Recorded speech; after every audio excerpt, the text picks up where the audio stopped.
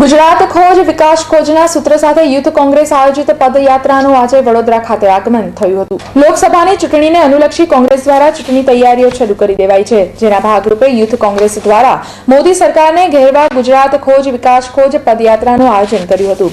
પ્રદેશ youth Congress પ્રમુખ માનસિંહ ડોડિયાની આગેવાનીમાં સમગ્ર ગુજરાતમાં ફરનાર પદયાત્રાનું આજે વડોદરામાં આગમન થયું હતું, જેમાં શહેર કોંગ્રેસ પ્રમુખ નરેન્દ્ર રાવત, વિપક્ષ નેતા ચંદ્રકાંત ભથ્થુ સહિત યુવાનો જોડાયા હતા। શહેરના मार्गों पर पदयात्रा फरी मोदीनो विकास नरियो जुठाणु होवानो प्रचार कर्यो हतो। इस पदयात्रा के दौरान हम सब युवा साथियों का अनुभव ये हुआ है कि ये जो बात करते हैं विकास की, विकास है कहाँ। सड़कों की आप हालात देखिए, यहाँ रोजगार के हालात देखिए आप, या मेडिकल फैसिलिटीज़ की हालात देखिए आप, सारी चीज़ों में तो झूठ है। आप बात करते हैं विकास की, यहाँ एक प्राइमरी टीचर को आप 2500 रुपये महीना तनख्वाह देते हैं। क्या 2500 रुपये महीने तनख्वाह में कोई गुजारा कर सकता है, आप बताइए। और बात ये कंपैरिजन करते हैं कांग्रेस के रूल स्टेट से, जहां मिनिमम वेज 8100 रुपये मिनिमम वेज है, तो उसके हिसाब से क्या विकास है। ये झूठ का बुलबुला तोड़ने के लिए, फाड़ने के लिए गुजरात प्रदेश यूथ कांग्रेस के साथी हमारे सड़कों पे उतरे हैं और मुख्यमंत्री को आईना दिखाने निकले हैं कि भैया विकास करना चाहते हो तो गुजरात का ईमानदारी से विकास कीजिए, मगर झूठ तो मत बोलिए, गुजरातियों की बेइज्जती तो मत कीजिए। वडोदरा मुकामे આવી પહોંચેલી પદયાત્રાએ સત્યનારાયણ પાર્ટી પ્લોટ ખાતે મુકામ લેતા માનસિંહ ડોડિયાએ પત્રકાર પરિષદ યોજી હતી। માનસિંહ ડોડિયાએ મોદી સરકારના ગુજરાતના વિકાસ પર ચાપખા મારી આક્રોશ પ્રગટ કર્યો હતો। યાત્રા યોજવા પાછળનો મુખ્ય આદેશ અમારો આશય એ છે કે ગુજરાતના મુખ્યમંત્રી જે વાત કરી રહ્યા છે વિકાસ, અને આખા હિન્દુસ્તાનમાં વાત કરે છે કે ગુજરાતમાં વિકાસ થયો છે, તો અમે યુવાનોને કહેવા માગીએ છીએ કે ગુજરાતમાં કોઈ જગ્યાએ વિકાસ થયો નથી। આ ખોટી વાતો કરે છે અને ખોટા લોકોને ગેરમાર્ગે દોરે છે। જૂઠું બોલવું અને જોરથી બોલવું એ જ આ મુખ્યમંત્રીનો વિષય છે। તમારો ત્રીજો કોમ્પિટિટર ઊભો થયો છે આમ આદમી પાર્ટી, તો નુકસાન પહોંચાડશે તમારા પક્ષને? આમ આદમી પાર્ટી તરફથી અમને કોઈ જાતનું નુકસાન નહીં પહોંચશે, કારણ કે આમ આદમી પાર્ટીએ જે અમારા રાહુલજીના વિચાર હતા કે આજથી અમારા 4 વર્ષ પહેલાં યુથ કોંગ્રેસમાં જે ઇલેક્શન પદ્ધતિ લાવવામાં આવેલી કે કોઈ બી વ્યક્તિ, કોઈ બી સામાન્ય ઘરનો વ્યક્તિ બી યુથ કોંગ્રેસમાં આવી અને પોતાનું નેતૃત્વ ચૂંટી શકે છે।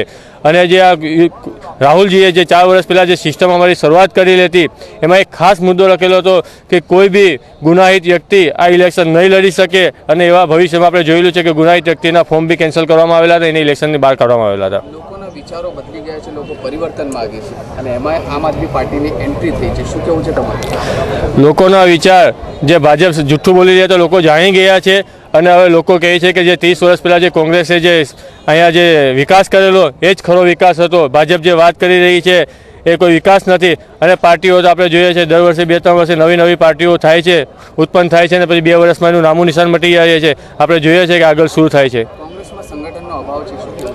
ના, કોંગ્રેસમાં કોઈ સંગઠનનો અભાવ નથી।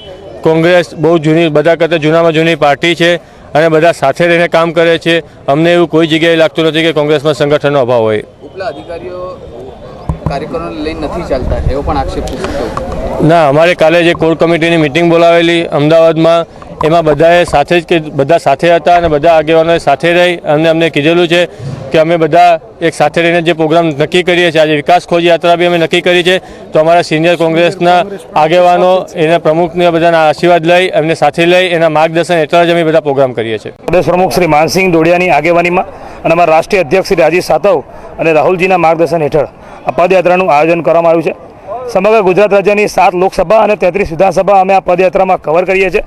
આની શરૂઆત આપણા દેશના યુવા કેન્દ્રીય મંત્રી શ્રી જ્યોતિર્જય સિંધિયાના હસ્તે ફ્લેગ ઓફ થયું હતું।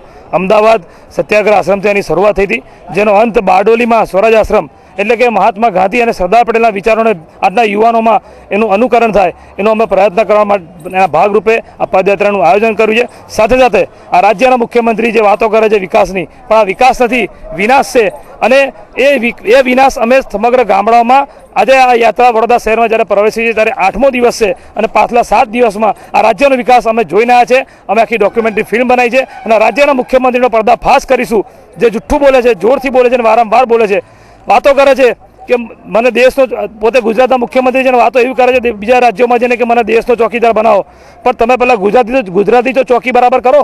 આજે રાજ્યની અંદર મહિલાઓ પર અત્યાચાર, બળાત્કાર, ચોરી, લૂંટફાટ, ઘરફોડી, યુવાનો બેરોજગાર, આજે આટલા બધા મુદ્દાઓ છે ગુજરાતમાં, એની સામે જોતા નથી ને ગુજરાત રાજ્યની બહાર જઈને મોટી મોટી શેખ ચિલ્લી જેવી વાતો કરે છે રાજ્યના મુખ્યમંત્રી। એની સામે પ્રજાને ઉજાગર કરવા, પ્રજાની આંખો ખોલવા માટેનું આ પદયાત્રાનું અમારું ઉદ્દેશ, કારણ કે ગામડે ગામડે અમને રિસ્પોન્સ છે, જે પ્રતિસાદ મળે છે, તમે નહીં માનો, ગામડાઓમાં આજે અમદાવાદ જેવી સિટી કે જ્યાં મણિનગર વિધાનસભા છે, મુખ્યમંત્રીની વિધાનસભા છે, એમની વિધાનસભાથી 40 કિલોમીટર દૂર તમે જે ગામડાઓ જોશો તો તમને એવું લાગશે કે આ કયા રાજ્યની વિકાસની આ લોકો વાતો કરે છે. એમના ઘરની પાછળ પણ જે ઝૂંપડપટ્ટી ને જે સ્લમ એરિયા છે ત્યાં જેટલી ગંદકી છે, એટલે જો જે માણસ પોતાના રાજ્યનો વિકાસ ના કરી શકતો હોય, શું એ ખરેખર આ દેશના વડાપ્રધાન માટે લાયક છે ખરો? એ પણ અમે પ્રજાનો પ્રશ્ન પૂછ્યો અને પ્રજા એવું કીધું કે ના, આવા માણસે કોઈ દિવસ સત્તા ના સોંપાય.